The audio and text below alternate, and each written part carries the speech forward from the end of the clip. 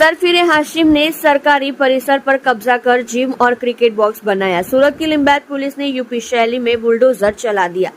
सूरत में उत्तर प्रदेश स्टाइल में पुलिस की कार्यवाही। लिंबायत इलाके में सरकारी परिसर पर कब्जा किए गए जिम और क्रिकेट बॉक्स को तोड़ने की कार्यवाही की गई है।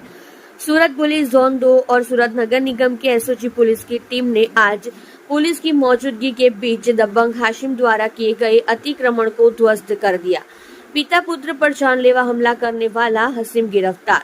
लोगों के मन में हाशिम का डर दूर करने के लिए जुलूस निकाला गया। महिलाओं की मौजूदगी में हमला किया गया। सूरत के लिंबायत इलाके में राम मंदिर के बगल में सरकारी जमीन पर एक जिम और एक क्रिकेट बॉक्स बनाया गया था। सरफिरा हाशिम उर्फ भैया गैंग सरकारी परिसर पर कब्जा कर रहा था।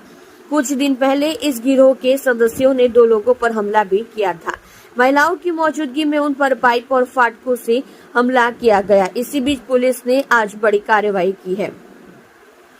असामाजिक तत्वों पर पुलिस की बड़ी कार्रवाई। पुलिस ने आज उत्तर प्रदेश स्टाइल में कार्रवाई की है। लिंबायत इलाके में राम मंदिर के बगल में एक सरकारी प्लॉट पर जिम बनाया गया था। जिम और क्रिकेट बॉक्स पर बुलडोजर चला दिया गया है। पुलिस की मौजूदगी में आज तोड़फोड़ की कार्रवाई की गई।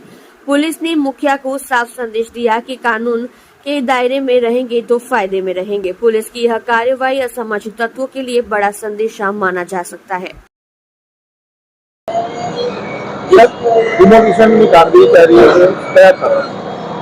आज रोज लिंबायतना भावनानगर सोसायटी में गैरकायदेसर रीतना एसएमसी ना जे ग्राउंड है एना ऊपर एक क्रिकेट नु जे नानकड़ू बॉक्स अने जिम खाना बनावेलू है।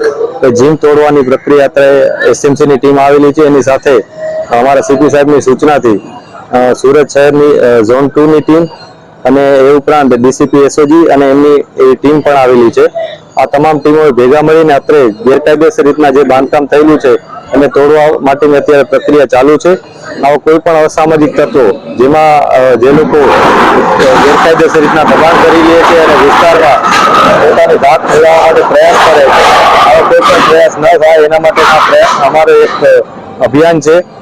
હાશિમ સિદ્દીકી નામના એક વ્યક્તિ જે અસામાજિક તત્વો છે એણે પણ આ પ્રકારે દબાણ કર્યું હતું। એ દબાણ દૂર કરવાની અત્યારે કામગીરી ચાલી રહી છે।